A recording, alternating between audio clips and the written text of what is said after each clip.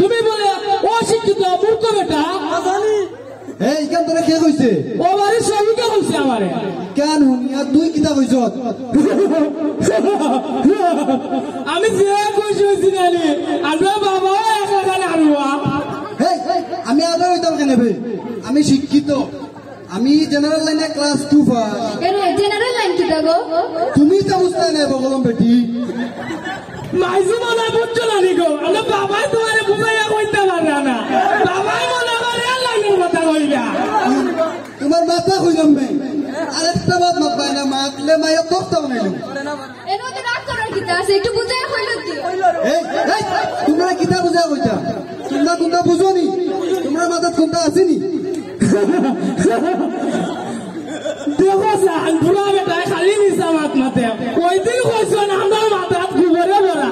আইস কোন কোনটা নাই তোমার জামাই আস্তে একটা বেইমান বুড়া খালে কইলে বে দেখো অবস্থা তুমি বুড়া না তাই জোয়ান রইছো তে কিতা আবো এক সুতার বাপ হইছি রান্নাতে বুড়া হইলাম জলদি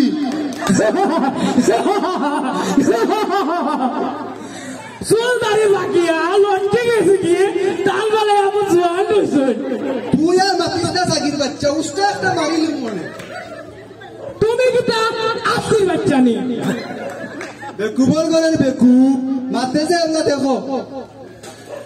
রে বাবা ভালো হয়ে যাও কাফে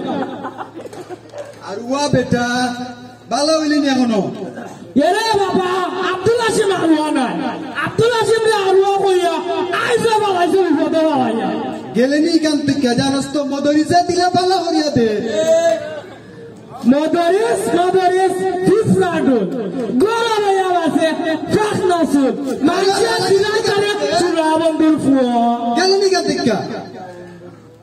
এই তুই দুবাই কিনা দেখো না তেরা দেখো নি তুই প্ল্যানিং করো